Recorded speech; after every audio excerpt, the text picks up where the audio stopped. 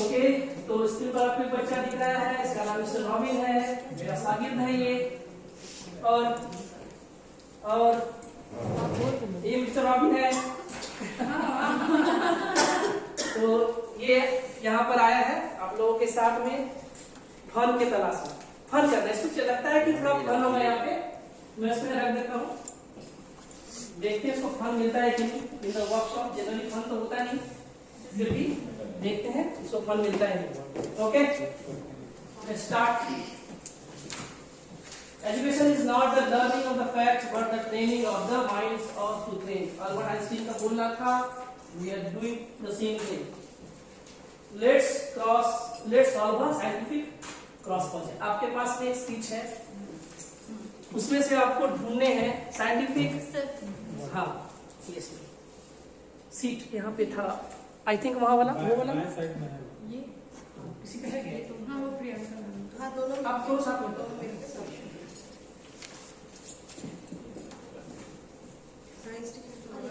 एक है मेरे पास, देखिए 2 मिनट है आपके लिए, इसके पास 2 मिनट है आपके पास।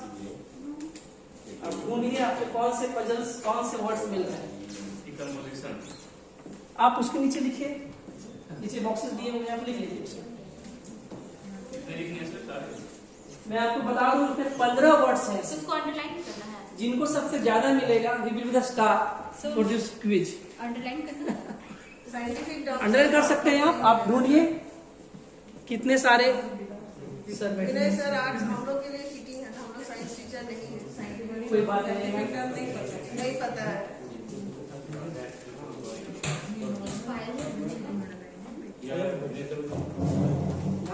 जहाँ सबको आप दे दीजिए रंजन सर, एक एक्स्ट्रा है ये मेरे पास।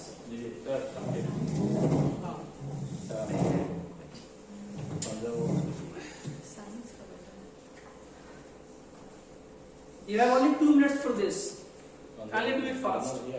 15 words।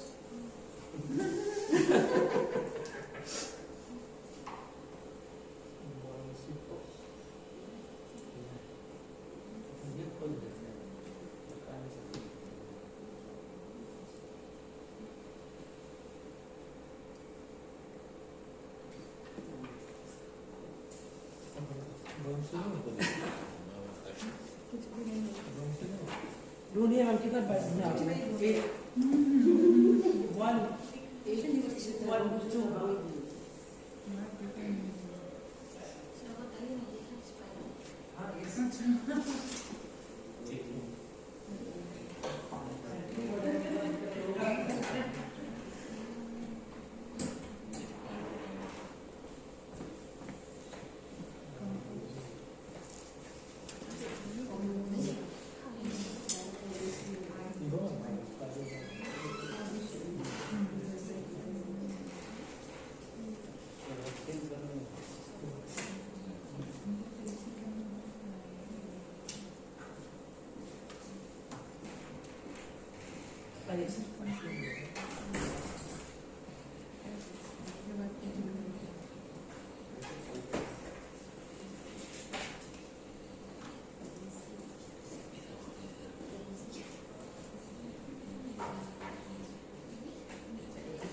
बैठिए।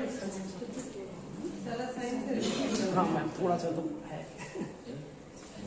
चलिए okay, time up, time up. Okay, 2 से ज्यादा किनको किनको मिला तो रेस कीजिए। हाँ, कितना है मैम आपका? 3 आपका मैम, 3 आप 3 आपका मैम, 3 आपका मैम, 9 25। यस मैम, नहीं मैम आपका 3। ओके मैम, कौन कौन से वर्ड से बताएंगे? Sapna ma'am, decomposition, okay buoyancy, okay man, okay position, okay, ox, pole, these are the words. डाक तो है। आई थिंक मैम ने बहुत अच्छा किया, इनके लिए क्लैप करना चाहिए हमें। spiro, air, हाँ, ये स्पाइरो जाइलर, क्रोमोसोम्स, एक 5 स्टार पूरा star.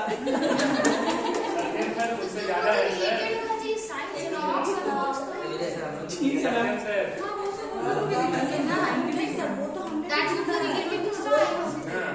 It must be matched with the question. हम लोग देखिए नेक्स्ट पार्ट हमारा ब्लूम्स टैक्सोनॉमी है, हम इसको थोड़ा डिस्कस कर लेंगे। अभी आपको कितना वर्ड मिला सर? 11 3 कौन कौन से वर्ड सर बताइएगा? Composition, decomposition, diary, not, spy, OG, by, और, पोल, बुलेट्स, ऑफ। सब मिला दिया सर आपने। सब ठीक कर दिया सर आपने। एक वर्ड नहीं वाले बात कर दिए। इसमें नहीं लिखा मैडम, इसमें लिखा वर्ड सर। नहीं, इसमें लिखा है वर्ड। Word sir. ओके, ये उसका पोजीशन है, सब फाइल वगैरह है, तब सब साइंस से रिलेटेड है। साइंस में नहीं पढ़ा वो तो नहीं लिखा, ड्राइंग में लिखा। ओके सर, यहाँ देखते हैं। चलिए देखिए, टैक्सोनॉमी आया था ब्लूम्स का। टैक्सोनॉमी का मतलब वर्गीकरण है। 1956 में आया था सबसे पहली बार, आप थोड़ा ध्यान रख ले। और ये साइकोलॉजिस्ट थे, ये हायरार्किकल सेट्स पे बना हुआ है, मींस कॉम्प्लेक्सिटी बढ़ता जाता है धीरे धीरे। आपको ध्यान रखना है तीन चीजें। ये टैक्सोनॉमी है दी है ब्लूम्स ने, ठीक है। लेवल ऑफ कॉम्प्लेक्सिटी पे ये डिजाइन। कैप बताया था आपको मैंने, CAP कैप, कॉग्निटिव, अफेक्टिव और साइकोमोटर। ये रहा कॉग्निटिव मींस, किसी को याद है कॉग्निटिव मींस? हाँ, थिंकिंग स्किल, आपका ब्रेन को रिप्रेजेंट करता है। यानी जो भी हम लोग सोचते हैं, करते हैं, याद करते हैं, रीजनिंग करते हैं, स्मृति से लिंक्ड है आपका किसी भी चीज का, जो कि जिसमें हम लोग ब्रेन का इस्तेमाल करते हैं, वो कॉग्निटिव। कॉग्निटिव का मतलब होता है संज्ञानात्मक पक्ष। पक्ष स्टैंड फॉर डोमेन्स, ठीक है। 3 डोमेन्स याद रखिएगा, 3 डोमेन्स है। CAP cap, C for cognitive, that is आपका थिंकिंग स्किल्स। अफेक्टिव है, इफेक्टिव नहीं है। इफेक्टिव होता तो प्रभावी हो जाता ना। अफेक्टिव का मतलब होता है संवेगात्मक पक्ष। संवेग मींस इमोशनल से आपका लिंक है, इमोशनल स्किल्स को रिप्रेजेंट करता है। थर्ड है साइकोमोटर, मोटर लगा हुआ है, मींस इसमें आपका बॉडी इन्वॉल्व हो जाएगा, प्रैक्टिकली एक्टिविटी से लिंक है, ठीक है। CAP कैप आप याद रखिएगा, ऐसे याद रख सकते हैं कि C stand for father. Father हमेशा दिमाग से सोचते हैं। अफेक्टिव डोमेन्स मदर को रिप्रेजेंट करता है, जिसको कि हम लोग इमोशनली ट्रीट करने के लिए आप लोग यूज कर सकते हैं। फादर को नहीं मेरे को बना सकते हैं आप इमोशनली, यानी कि फादर आपका कॉग्निटिव डोमेन्स मस्तिष्क को लिंक करता है या रिप्रेजेंट करता है, लेकिन अफेक्टिव डोमेन्स आपको मदर को रिप्रेजेंट करता है। और साइकोमोटर हो गया, आप दोनों का यूज करके फिर उसको इन्वॉल्व कर देते हो बॉडी को, मींस आपका प्रैक्टिकली को। जब तीनों चीजें मिल जाएंगी ना, तो कोई बच्चा भूलेगा नहीं इस चीज को पूरे लाइफ में, ठीक है। इसीलिए इन तीनों चीजों का combination CAP done. Cognitive means thinking skill, affective means emotional skill, psychomotor means body involve. हाँ, बॉडी इन्वॉल्व, या फिर आप ये बोल सकते हैं action level, action skills. Okay, ये देखिए डायग्राम्स में दिखाया जा रहा है। Brain, cognitive, heart, affective, psychomotor for hand, practical जिसको बोलते हैं। डोमेन्स 3 है। लेवल्स देखिए, कॉग्निटिव में 6 लेवल्स है, अफेक्टिव में 5 और साइकोमोटर में 5। Levels, level 6 5 5, domains 3, level 6 5 5। Okay, तीनों डोमेन्स के लेवल्स बने हुए हैं। जितना भी आप देखिए कि नीचे से ऊपर की तरफ बढ़ रहा है, यानी हायरार्की बोलते हैं इसको। नीचे सबसे लोअर लेवल है, जिसको LOT बोलते हैं, लोअर ऑर्डर थिंकिंग। बढ़ते जाइए, HOT हो गया, हायर ऑर्डर थिंकिंग, LOT से HOT की तरफ। ओके, यानी कि जब हमारा कॉम्प्लेक्सिटी बढ़ेगा तो उसको बोलेंगे हायरार्की। तो 3 हायरार्कीज दिए हुए हैं, 6 लेवल्स पे, 5 लेवल्स पे, 5 लेवल्स में डिवाइडेड है। 3 डोमेन्स, 3 डोमेन्स है, लेवल्स है 6 5 डन। 1956 में आया था, इनिशियली याद रखिएगा डेट, इसको फिर से रिवाइज किया 2001 में। ब्लूम्स का मेन योगदान है इसमें। क्या चेंजेस आया है? नाउन को चेंज किया है, वर्ब, इसमें गलती है, रिमेम्बरिंग होगा, अंडरस्टैंडिंग है, अप्लाइंग है, एनालाइजिंग है, इवैल्यूएटिंग है एंड क्रिएटिंग है। ING लगा हुआ है, मिसप्रिंट है। मींस पहले नॉलेज था, उसको रिमेम्बर कर दिया गया, क्योंकि बेसिकली जब बच्चा सीखता है ना, तो नॉलेज नहीं होता उसको, वो याद करता है चीजों।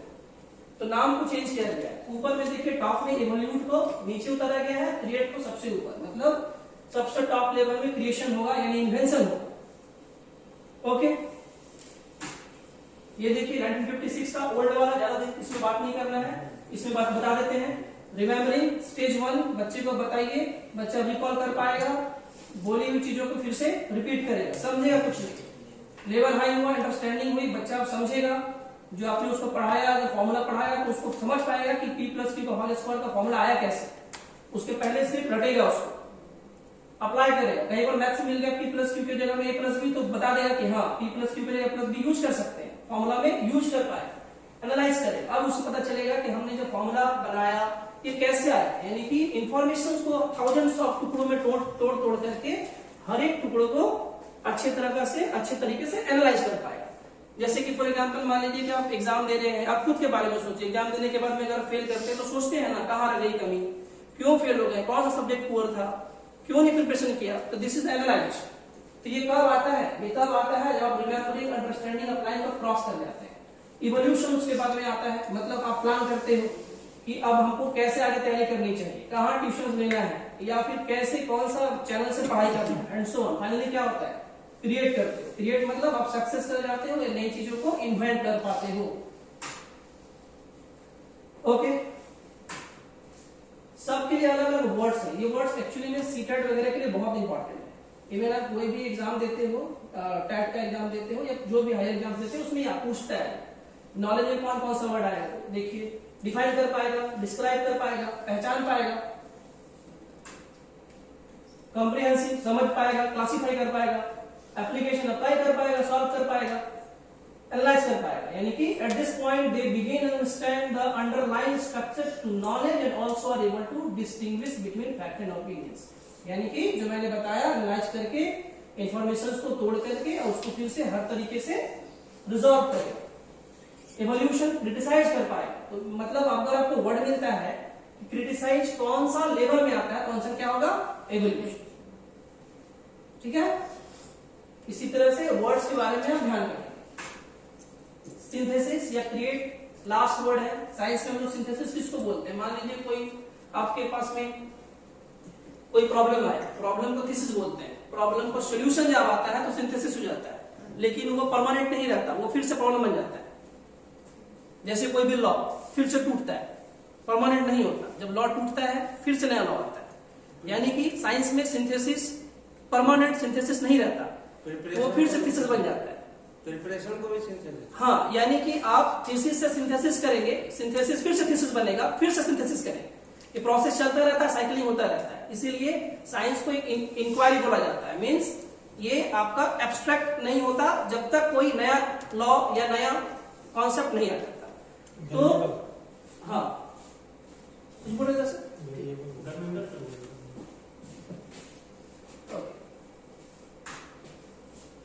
ब्लूम्स के रिवाइज टेक्नोलॉजी के बारे में हम लोग डिटेल्स में पहले ही कर चुके हैं, थोड़ा फास्ट मैंने बताया। अब देखिए, remembering, understanding, applying, analysing, evaluating, creating के जो वर्ड्स हैं वो मैंने आपको सीट में दे रखा है। आप सीट पलटिए, एक सीट में आपको मिल जाएगा वर्ड सारा, इसलिए मैंने आपको दे दिया है कि आप उसको अपने पास रखें, ये आपके फ्यूचर में काम। ठीक है, मिल गया होगा शायद, पसंद है।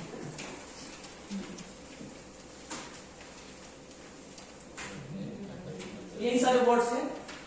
रिमेंबर के लिए कौन कौन सा वर्ड्स है, डिस्क्राइब कर पाएगा, नहीं बता पाएगा, लिस्ट बना पाएगा, अंडरस्टैंडिंग में एक्सप्लेन कर पाएगा, एंड सो ऑन। सारे वर्ड्स किए हुए हैं।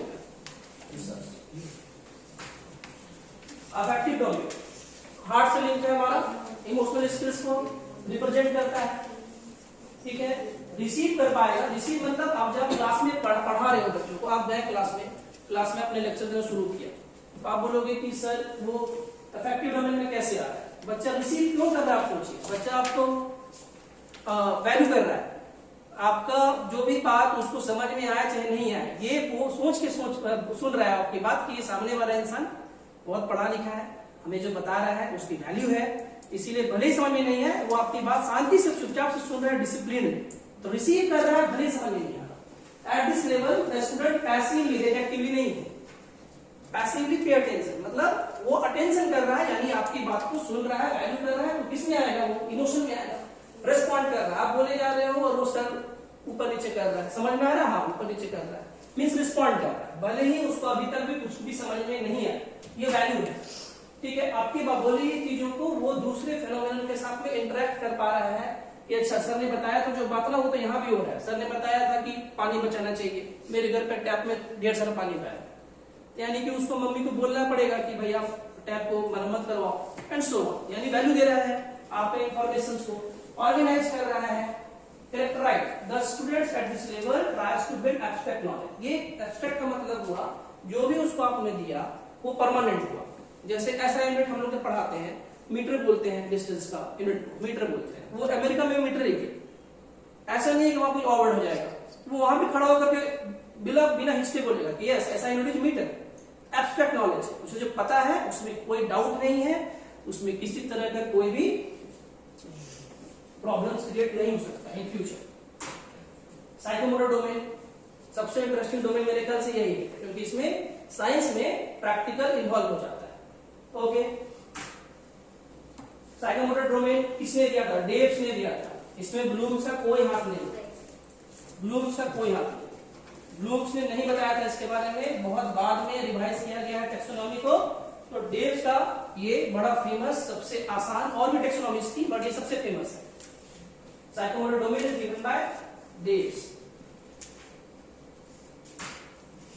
कौन कौन से लेवल्स हैं इसमें? 5 लेवल्स। इमिटेशन मतलब नकल करना। तो आप जैसे हमने सर्किट बनाया, मैंने डिवाइस को ऐड किया, बच्चा देख रहा है, अब आपको देख करके नकल करना। या आप ड्राइविंग सीख रहे हो तो आप ड्राइवर के सीट में बैठ करके नकल कर रहे हो, जैसे वो गियर चेंज कर रहा है आप भी गियर चेंज कर रहे हो। एबीसी आपको बताया जाता है, accelerator, brake, clutch, right to left होता है, ये इन्फॉर्मेशन सबको मिला तो आप नकल कर। मैनिपुलेशन खुद से करके देख रहे हो, ड्राइवर चला गया अपने घर, आपके घर पे गाड़ी है, आप सोच रहे हो कि चलो देखते हैं कि कौन सा एबीसी था, कैसे था, क्या था, वटेवर।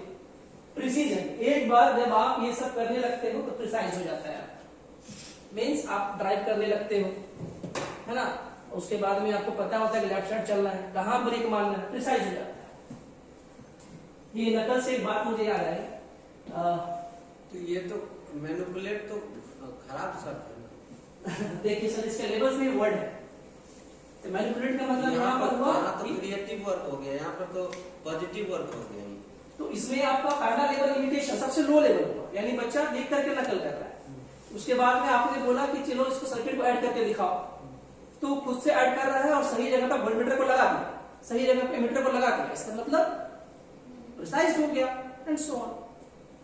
ठीक है, इससे क्या स्टोरी मुझको याद आती है कि एक स्कूल में एक टीचर थे, बड़े अच्छे इंग्लिश के टीचर थे, तो उन्होंने अपने बच्चों को सिखाया था एसी लिखना, और उन्हें पता था कि 2 ही टाइप का क्वेश्चन आता है। उन्होंने दिया था बच्चों को फ्रेंड्स एंड फ्रेंडशिप, ये उनको तैयारी करवाई। टीचर चेंज हुए, नए टीचर आए, उन्होंने देखा कि भाई ये तो ऑलरेडी किया हुआ है, उसने बस चेंज कर दिया फादर्स एंड फादरहुड, इतना ही चेंज किया, इतना ही चेंज किया।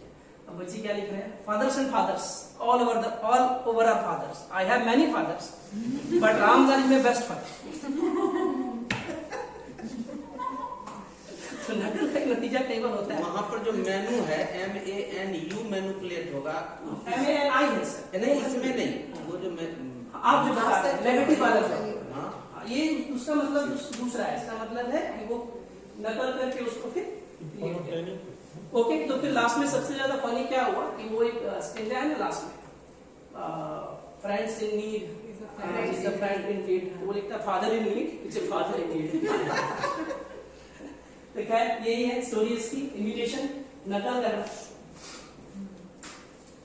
आर्टिकुलेशन, धीरे धीरे इसमें आर्ट के जैसा, यानी वो आर्ट हो जाएगा। ड्राइव करते समय एक हाथ से चला पाएगा गाड़ी बिना सोचे, उसको दिमाग नहीं लगाना पड़ेगा कि कब मेरा पैर कहां पर क्लच में, कहां पर ब्रेक में जा रहा है। नेचुरलाइजेशन मतलब फोन पे बात करते हुए भी ड्राइव कर पाएगा। खैर ये तो बेवकूफी हो गई फिर है ना। तो इसके बाद क्या शुरू होता है? ओवर कॉन्फिडेंस शुरू होता है, एक्सीडेंट हो जाता है। तो खैर जो भी है, नेचुरलाइजेशन मतलब वो लेवल जिसको हम लोग पेडागोजी बोलते हैं, यानी कि उसके बाद में वो एक्सपर्ट हो जाएगा। तो आप देखिए सारे में ऐसे डिजाइन किया हुआ है कि नीचे से ऊपर की तरफ लेवल अप हो रहा है। तो इसको एलओटी से एचओटी बोला गया है। एलओटी से एचओटी मतलब लोअर ऑर्डर थिंकिंग से हायर ऑर्डर थिंकिंग। हमारा ब्रेन ऐसे ही वर्क करता है, सारा करते हैं। आप डायरेक्ट किसी भी चीज को थ्रो मत कीजिए, अगर आपको सिखाना है तो लोअर लेवल से ऊपर जाना। साइकिल में जब हम सीखते तो पहले गिरते जरूर थे, ऐसा नहीं था कि बिना गिरे सीखते। तो वो आपका स्टेज 1 है, फिर स्टेज 2 शुरू होता है, फिर पहुंच जाते हैं नेबुलाइजेशन एंड सो। तो ये तीनों लेवल्स कंप्लीट हो गए हमारे। शॉर्ट में मैंने फास्ट में समझा दिया, ठीक है, क्या याद रखना है कि ब्लूम्स का जो टैक्सोनॉमी था 1956 में आया, 2001 में रिवाइज किया। ठीक है, पहले नाउन था, वर्ब के फॉर्म था। हायरार्कियल मेथड का मतलब कॉम्प्लेक्सिटी बढ़ती जा रही तीनों, और तीनों के तीन अलग अलग डोमेन्स दिए गए हैं। पहला में आपका ब्रेन से लिंक है यानी कॉग्निटिव है, दूसरा में आपका हार्ट या फिर आपका इमोशन से लिंक है वो आपका अफेक्टिव है, और तीसरा साइकोमोटर यानी कि आपका इन्वॉल्व हो जाता है प्रैक्टिकल। और तीनों के लेवल्स अप हैं। ऐसा बताया जा रहा है कि अगर तीनों को हम लोग तरीके से सेट करें एक बच्चे के लिए तो बच्चा कभी भी उस चीज को भूलेगा। ओके, दोनों तीनों में से पहला दो ब्लूम्स का उसमें योगदान है, थर्ड टेप कर दिया, थर्ड में ब्लूम्स का कोई हाथ नहीं। Psychomotor done. इसको याद करने का तरीका कैप भी बता दिया आपको, CAP कैप। और एक वर्ड भी मैंने इसमें दिया था कि दिमाग दिल के हाथ में, दिमाग दिल के हाथ में। साइकोमोटर दिमाग दिल अफेक्टिव, हाथ साइकोमोटर सॉरी में कॉग्निटिव। हाँ इसमें पिरामिड में है सर तीनों। हाँ यस, ये आपका मैंने कंप्लीट कर लिया ब्लूम्स टैक्सोनॉमी। इसमें अगर थोड़ा सा भी प्रॉब्लम है समझने में, थोड़ा सा एक छोटा सा वीडियो जो इसको लिंक करता है मैं दिखा दूं। Bloom's taxonomy is a toolbox that teachers or students can use to classify and organize learning objectives. Its most popular version is based on the cognitive domain and assumes that learning should be structured from easy to difficult in the following 6 steps. 1. Remember. 2. Understand. 3. Apply. 4. Analyze. 5. Evaluate. 6. Create. On the first level, we learn to remember. There is just rote memorization and recollection of facts without much understanding. For example, if we learn about lemons, we want to remember the name, shape, color, size, and that they are sour. Once we memorize these essentially meaningless facts, we move to the second level of learning. On level 2, we learn to understand. We begin to decode information and learn that a lemon is yellow when it's ripe to eat, and if we take a bite, that it's really super sour. We also understand that lemons love sunshine and that they contain lots of vitamin C, which is a great natural antioxidant that keeps us healthy. Now, as we really understand a lemon, we can work with it. On the third level, we apply what we know. We've understood that while lemons are sour, they are also a great provider of vitamin C. To apply this knowledge in a meaningful way, we could boil a lemon into hot water and add some honey. Then serve this hot lemon to our sick sister who's in need of treatment. On the fourth level, we learn to analyze. This involves examining and breaking down information into components, determining how the parts relate to one another, and finding evidence to support generalizations. We study the lemon flesh, examine the skin, and look at levels of vitamins. We conclude that we can eat everything inside, while the skin tastes bitter and contains traces of toxic pesticides. It ought not to be consumed. Now we are ready to evaluate. We analyze, critique, and compare. To evaluate our lemon as a good source of vitamins, we compare it to other sources, such as oranges and supplements. We look at the following properties: vitamin levels, affordability, taste, and packaging waste. If we evaluate our thoughts critically and without bias, we learn where the lemons score high and where others score higher. Now, after we have learned, understood, applied, analyzed, and evaluated, we are ready to create. As we now really understand lemons, also in comparison to similar things, we can formulate a plan to create our own natural lemonade. It's now easy to come up with a cute shop design, a good name, and a good slogan: natural, healthy, yummy. Bloom's taxonomy was first created in 1946 by I think I'm clear. फिर भी कुछ पूछना है आप लोगों को Bloom spectrum से पूछ सकते हैं। ओके,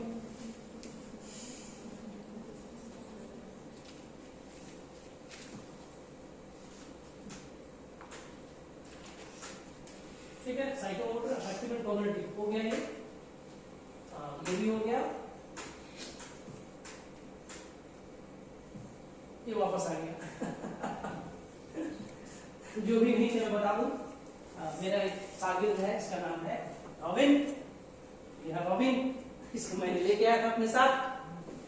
ओके, और ये इसलिए आया यहाँ पे कि इसको थोड़ा सा फन मिले, जो अभी तक मिला नहीं। पूरा बोरिंग लेक्चर था अभी तक सारा। वो क्वेश्चन पूछ रहा है, question robin, yes, what is the question, let's see.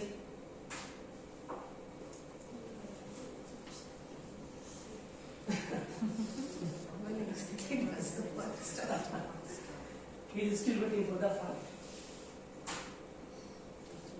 Now, this is session 2, that is the teaching and learning of science. आपके पास में सीट दिया हुआ है, let's crack it. Some questions are there. I think in there is a seat, आप देख सकते हैं। 2 minutes for this only. Solve कीजिए। How do students learn science? How do students learn science? Is the heading of the sheet. कुछ question दिए हुए हैं इसमें, आपको अपने व्यूज रखने हैं। स्टेटमेंट है learning as unstructured and chaotic. Do you agree? If yes, then write yes. If you are not agree, write no. And if you think maybe it may be chaotic, it may not be chaotic, then write maybe. Some questions are given there. Effective learning in science means learning by doing activities. The second question means activities को perform करके हम लोग effective learning कर सकते हैं, करवा सकते हैं। If you think yes, yes, no, and right no. Students errors are actually opportunities for learning. Means students जो गलतियां करते हैं, एक्चुअली में वो गलतियां नहीं होती, वो सीखने का अपॉर्चुनिटीज होता है। Then expectations affect students performance. अगर आप एक्सपेक्ट कर रहे हो स्टूडेंट से कि वो बड़ा होकर के ये बने, वो बने, या आप उसको बोल रहे हो ऐसा, या फिर बच्चा भी वो सोच रहा है कि मेरे टीचर्स मुझसे एक्सपेक्ट कर रहे हैं, या मैं खुद एक्सपेक्ट कर रहा हूँ एज ए स्टूडेंट कि मुझे बड़ा होकर के एक साइंटिस्ट बनना है, तो ये थॉट एक्सपेक्टेशन अफेक्ट करता है उसकी स्टडी को, यस और no. Next is individualised education for every students can only ensure effective learning. आपके क्लास में जितने बच्चे हैं, हर एक बच्चे को आप पर्सनली अटैच करके पर्सनली टीच कर रहे हो, पढ़ा रहे हो, इंडिविजुअली आप उसको टीच कर रहे हो, तो आपको लगता है इफेक्टिव होगा। Next is learner should be encouraged raise questions, generate hypothesis. हाँ, आपको लगता है अगर ये कि स्टूडेंट्स को क्वेश्चंस पूछना चाहिए, क्वेश्चंस आंसर्स करने के बाद में बता दें कैसा करती है। अच्छा,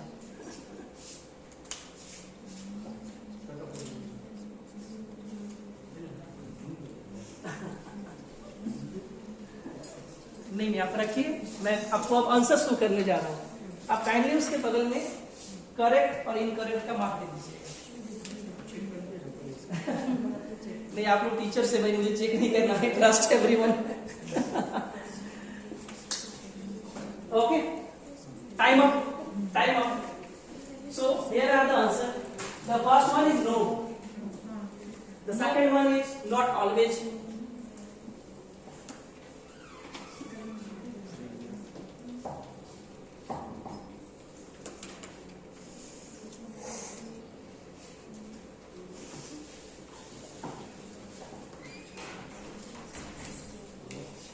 the third is yes, the fourth is maybe, the fifth is no, sixth is yes, 7 is yes, 8 is yes, 9 is maybe, 10 is maybe. Okay, 6 से ज्यादा किसके सही हुए?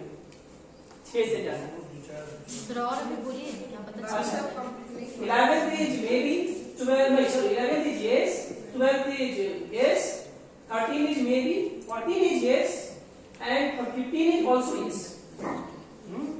15 is also no, sorry, 15 is no, 15 is no, 15 is no. आप बताएंगे 6 से ज्यादा दिन का सही हुआ है मैम?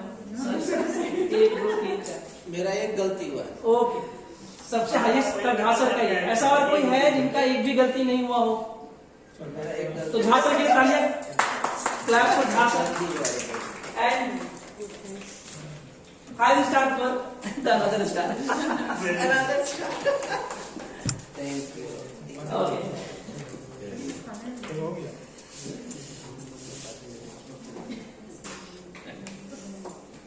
ये कुछ क्वेश्चंस हैं, आप इसके बारे में सोचिए। नहीं सर, हाँ, चेक करें तो उनको भेज में आएगा। आप आधा ले लेंगे आपको बाद में।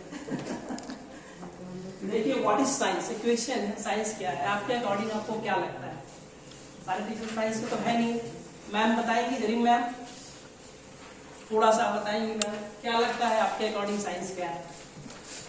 कुछ भी? हाँ, व्हाट इज साइंस? आपका क्वेश्चन है यहाँ पे, what is science? What do you think about what is science? आप बैठ के बोल सकते हैं। Science is a thing in which we explore the things. Okay okay, explore कर सकते हैं। झांसर क्या हो सकता है? एक तो विशिष्ट ज्ञान। विशिष्ट ज्ञान। और भी बोलना चाहते हैं सत्यम सर? सर आपके तो क्वेश्चन है। हाँ, sir. Question number 2, effective learning is science means learning by doing activity. हाँ, yes. आपने बोला था नो। नहीं, आई थिंक ये यस होगा। Yes. आपने बोला था नो सर। अच्छा, मैं देख लेता हूँ। वो yes Way to use. No लिखा। नॉट ऑलवेज का ये, Not always. Maybe, the answer is maybe. Sir पूरा साइंस तो लर्निंग बाय डूइंग पे ही है। नहीं, सिर्फ एक्टिविटी से ही आप सीखते हैं ऐसा नहीं है ना। सर साइंस तो पूरा लर्निंग बाय डूइंग पे ही है। नहीं, साइंस सारा एक्सपेरिमेंट से ही सीखते हैं ऐसा नहीं है। तो नॉट ऑलवेज मतलब नहीं। मतलब इट मे बी, हो भी सकता है, नहीं भी हो सकता। तो कौन सा ऐसा साइंस का सर जो निकाला है जो बिना लर्निंग बाय डूइंग के? नहीं, उसमें लेक्चर्स भी होते हैं सर, लेक्चर्स से भी हम लोग सीख पाते हैं, और कई सारी चीजें जैसे वीडियो से भी सीख पाते हैं हम लोग, ऑडियो से भी सीख पाते हैं। ठीक है, लेक्चर जब आएगा सर न्यूटन का हम नियम बताएंगे तो प्रैक्टिकल के बाद ही हम लेक्चर देंगे। देखिए सर, पहले जो नहीं अच्छा तो मैं बता दे रहा हूँ सर, पहले जो साइंटिस्ट होते थे सर, उसमें प्रैक्टिकल डिवाइसेस नहीं होती थी। मैक्सवेल जब था ना, तो उन्हें पता भी नहीं था कि सर्कल के चारों तरफ जो रिंग है वो किस चीज का बना है। उन्होंने सिर्फ थ्योरी से बताया था वो चीज, जो 100 साल के बाद में जब टेलीस्कोप बना तब पूरे वर्ल्ड ने देखा था। तो प्रैक्टिकली उन्होंने कुछ सीखा नहीं। मींस आपके पास में अगर दूसरे लैंग्वेजेस हो तो आप सीख सकते हैं, उसको थ्योरी फिजिक्स बोला जाता है। प्रैक्टिकल फिजिक्स और थ्योरी फिजिक्स में डिफरेंस है सर। पूरी तभी आएगी ना जब हम प्रैक्टिकल कर लेंगे। पहले नहीं, देखिए ये मैथ्स के इक्वेशन से होता है। Maths is the mother of universe, इसीलिए बोला भी जाता है। प्रेडिक्शन से भी होता है। प्रेडिक्शन से भी होता है, प्रेडिक्शन से भी होता है। और भी चीजें हैं। मतलब बिना प्रैक्टिकल, देखिए दुनिया गोल है ये पता तब थोड़ी चला जब हम लोग ऊपर उड़ के गए, काफी पहले पता चल गया कि दुनिया गोल है। इमेजिनेशन से तो आप सोचिए कि ये पता कैसे चला, बिना ऊपर जाके पता नहीं सकते हम लोग। सही बात है सर, पियाजे और बायोस्फीयर में लड़ाई हो जाए। हाँ, यानी कि ये हो सकता है, मे बी। इमेजिनरी साइंस भी है सर। सर इमेजिनरी साइंस देखे नहीं तो उसको कैसे आप लर्निंग बाय ओके, अच्छा ये आगे चलते हैं सर। गलत है। अच्छा, तो देखिए साइंस आपने सही बताया, जो भी था आंसर। साइंस एक इंक्वायरी है, साइंस नॉलेज अंडरस्टैंडिंग एप्लीकेशन है। साइंस आपको नॉलेज देता है, अंडरस्टैंडिंग डेवलप करता है, अप्लाई करता है साइंस को। एथिक्स एटीट्यूड डेवलप करता है, स्किल एंड प्रोसेस भी डेवलप करता है। मींस ओवरऑल साइंस हमेशा एक इंक्वायरी रहा है, जो भी मैंने शुरू में भी बोला। जब भी थीसिस आती है, सिंथेसिस होता है, फिर से उसका थीसिस करते हैं। यानी कि जैसे ही आप उसको आपने सुना होगा शायद कि न्यूटन का थर्ड लॉ भी गलत हो गया, या फिर उसको भी चेंज किया जा रहा है ईएम ड्राइव में। मींस एक्शन रिएक्शन जो हमेशा इक्वल अपोजिट होता था उसका भी तोड़ा गया, जबकि आज तक किसी ने उसको चैलेंज नहीं किया न्यूटन का लॉ। यही मैं कह रहा हूँ, साइंस एक इंक्वायरी है। ये आप अगर इंक्वायरी करते हो, यानी कि थीसिस करते हो, उसका आंसर मिलता है, और अगर आंसर से सेटिस्फाइड होते हो तो प्रोसेस रुक जाता है। जब सेटिस्फाइड नहीं होते हैं तो प्रोसेस फिर से सेम साइकिल हो जाता है। तो साइंस ओवरऑल इंक्वायरी एक इंक्वायरी। क्यों सिखाते हैं साइंस? काफी बड़ा है, आप समझ लीजिए। इंगेज करते हैं लर्निंग साइड से आराम से। दौड़िए सर, आप तो फर्स्ट में दौड़े कर। आरिफ सर थोड़ा लगा देते हैं इसको।